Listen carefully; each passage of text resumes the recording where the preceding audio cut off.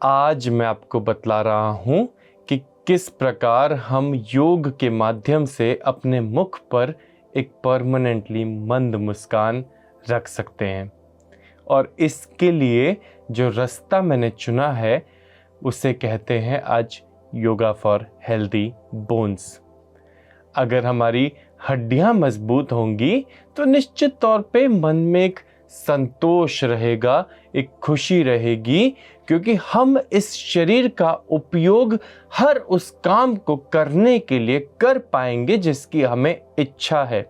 कहीं घूमने जाना है तो हम इस शरीर का उपयोग करके घूम सकते हैं। यदि कभी कभी कुछ खाना है तो हम इस शरीर का उपयोग करके खा सकते हैं। हमें पता है कि ये शरीर उस खाने को पचा लेगा। पर यदि आपकी हड्डियां कमज़ोर हुई तो आपके शरीर में कई अन्य विकार पैदा हो जाएंगे और फिर आप अपनी मन पसंदीदा जगह जा नहीं सकते। अपने मन पसंदीदा पुरुष से, महिला से, अपने दोस्त से, मित्र से मिलने नहीं जा सकते, अपने मन पसंद का खा नहीं सकते। तो एक असंतोष की भावना सदैव बनी रहेगी और फिर मुखमंडल पर मंद मुस्कान आना मुश्किल हो जाता है। तो यदि आपको जीवन संवारना है तो अपनी हड्डियों को मजबूत रखना है, और हड्डियों को मजबूत रखने के लिए अपने शरीर में ऑक्सीजन की पूर्ति करनी है, अपने आप को श्वासें देनी है। क्योंकि यदि श्वासों की अपूर्ति होगी, ऑक्सीजन पूर्ण नहीं होगी शरीर में, तो निश्चित तौर पे आपके शरीर में आपकी मांसपेशियां कमजोर हो जाएंगी, उनमें ब्रेकडाउन ज्यादा होगा और उनमें क्रैम्पिंग ज्यादा होगी और आप कोई भी अभ्यास कर नहीं पाएंगे। जब आप अभ्यास नहीं कर पाएंगे तो निश्चित तौर पे आपकी हड्डियां कमजोर हो जाएंगी, पाचन तंत्र कमजोर हो जाएगा, हृदय कमजोर हो जाएगा, और फिर डॉक्टर किसी हो दिन आपके अंदर स्टंट डाल देंगे और ले लेंगे आपसे 2-3 लाख रुपए। और फिर पैसे जाने का गम तो होगा ही होगा, साथ ही साथ बंद जाएंगी कई अंग्रेजी दवाइयां जो अन्य कई साइड इफेक्ट आपको देती रहेंगी निरंतर। फिर आपको शुगर हो जाना, डायबिटीज जिसको बोलते हैं, या ब्लड प्रेशर इश्यूज हो जाना, थायराइड ग्रंथि आपकी सुचारू रूप से काम नहीं कर पाएगी, आप बीमारियों से घिर जाएंगे। एक दवाई लेना शुरू करेंगे और 4 दवाइयां वो एक दवाई अपने साथ ले आएगी। क्योंकि अंग्रेजी दवाइयों का ये ही एटीट्यूड होता है कि वो जहां उन्हें पता चल जाए कि यार ये शरीर अच्छा है, ये शरीर मुझे ग्रहण कर लेता है, तो चलो मैं अपनी 4 दोस्तनियों को भी बुला लेती हूँ, वो भी इस शरीर में जाएंगी और एंजॉय करेंगे, हम लोग अपना जीवन अच्छे से यापन करेंगे। यही अंग्रेजी दवाइयों का एटीट्यूड होता है। खैर, ये रही थोड़ी सी फ्रैंक बात जो मैंने आपसे कही, पर सीरियस नोट पर आपको आपके शरीर का ध्यान रखना है। एक भी दवाई को आपके शरीर का पता ही नहीं मालूम पड़ना चाहिए, क्योंकि जैसे ही अगर एक भी दवाई को पता मालूम हुआ तो वो आप जानते ही हैं कि 4 दवाइयां और साथ में ले आएगी। तो आइए हम करते हैं योग का अभ्यास, और योग में हम पढ़ रहे हैं आगे करने के लिए प्राणायाम का अभ्यास। प्राणायाम अर्थात प्राणों का आयाम, पूरक, रेचक और कुंभक का अभ्यास।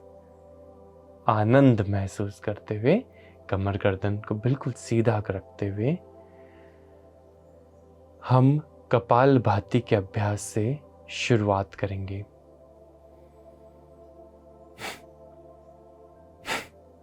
एक्टिवली एक्सेल, फोर्सफुली एक्सेल, और पैसिवली इनहेल, अर्थात इनहेल करने की आवाज ना आए।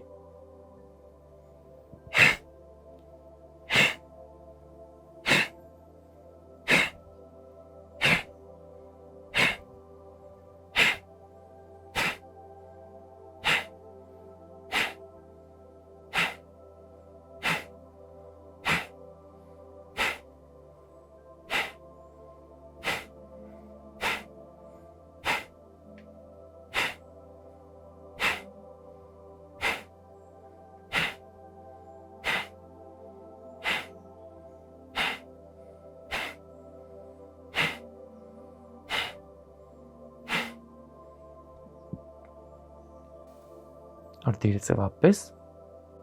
हम अब करेंगे हमिंग साउंड का अभ्यास, अर्थात भ्रामरी से एक कदम नीचे होता है ये अभ्यास। इसके बाद हम हायरार्की लेवल पे अपने अभ्यास को बढ़ाते हुए भ्रामरी के अभ्यास पर आएंगे, पर पहले हम केवल और केवल श्वास भरेंगे और हम की साउंड मुंह बंद करके क्रिएट करने की कोशिश करेंगे। देखेंगे और अभ्यास करेंगे मेरे साथ।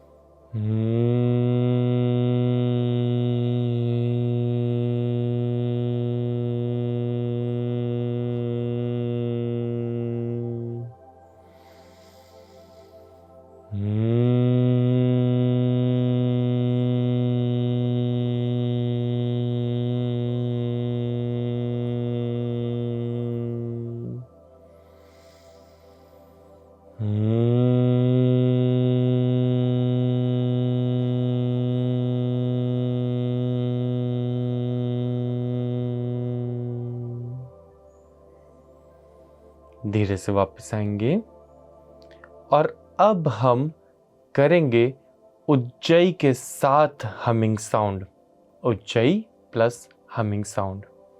अर्थात जब मैं श्वास भीतर भरूंगा तो मैं अपने गले की मांसपेशियों को संकोच करके ध्वनि उत्पन्न करने की कोशिश करूंगा, जिसे हम उज्जई का अभ्यास बोलते हैं, उज्जई प्राणायाम बोलते हैं।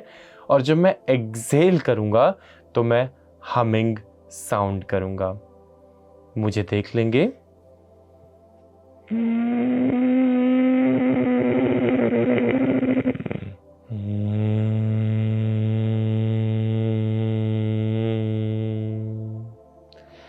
मैं आपकी सहायता के लिए आपको अपने हाथ से संकेत दूंगा कि कब मैं इनहेल कर रहा हूं और कब मैं एक्सहेल कर रहा हूं।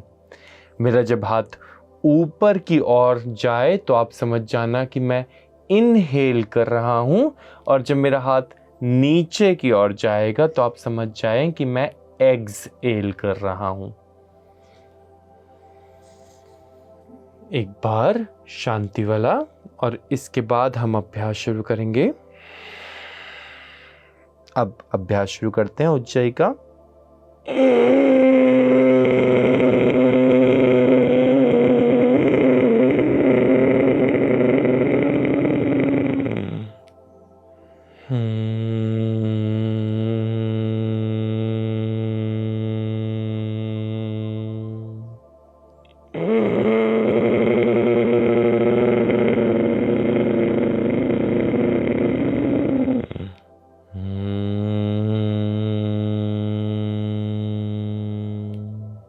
आखिरी बार।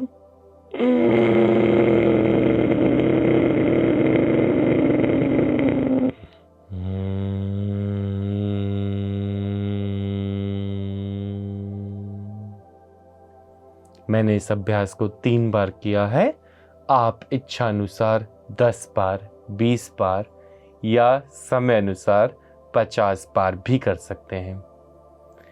ये थे कुछ प्राणायाम के अभ्यास। अब बात कर लेते हैं आप लोगों के मन पसंदीदा सेगमेंट, जहां मैं आपको बताता हूं कि आप वो क्या lifestyle tricks and tips use कर सकते हैं, क्या चेंजेस अपने डाइट में ला सकते हैं जिससे आप अपनी हड्डियों को मजबूत करें।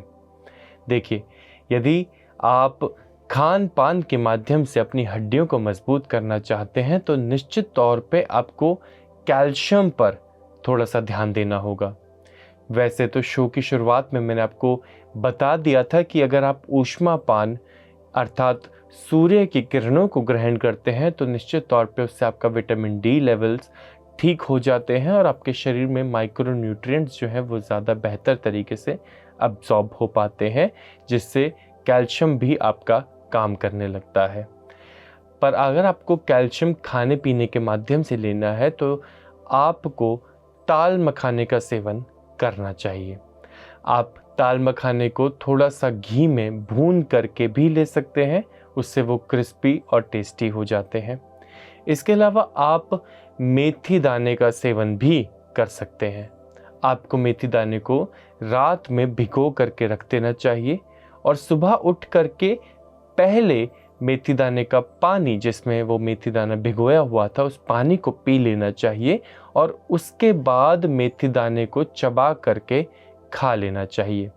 ये भी आपकी हड्डियों के लिए, आपकी मांसपेशियों के लिए, आपकी ओवरऑल हेल्थ के लिए, आपकी सेक्सुअल हेल्थ के लिए भी बहुत ही ज़्यादा हितकर होगा।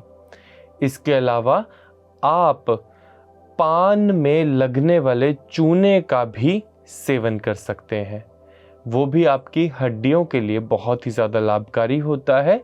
बस ध्यान इस बात का रखना है कि यदि आपको पथरी होने की, स्टोन्स होने की टेंडेंसी हो या फिर कोई हिस्ट्री हो जिसमें आपको स्टोन्स से सामना करना पड़ा हो, तो आप चूने का सेवन नहीं करेंगे।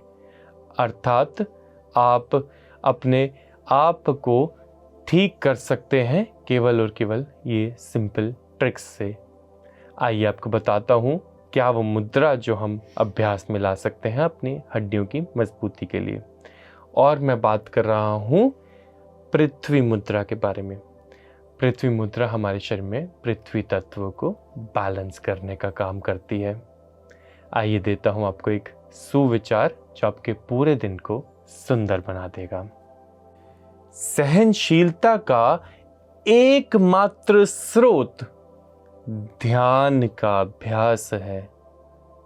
जो व्यक्ति ध्यानी होता है वो स्वतः ही सहनशील बन जाता है। आप सभी का दिन मंगलमय हो, यही मंगल कामना मेरी, और हम जल्द ही पुनः मुलाकात करेंगे। आप सभी का धन्यवाद। PMC हिंदी बदले जी।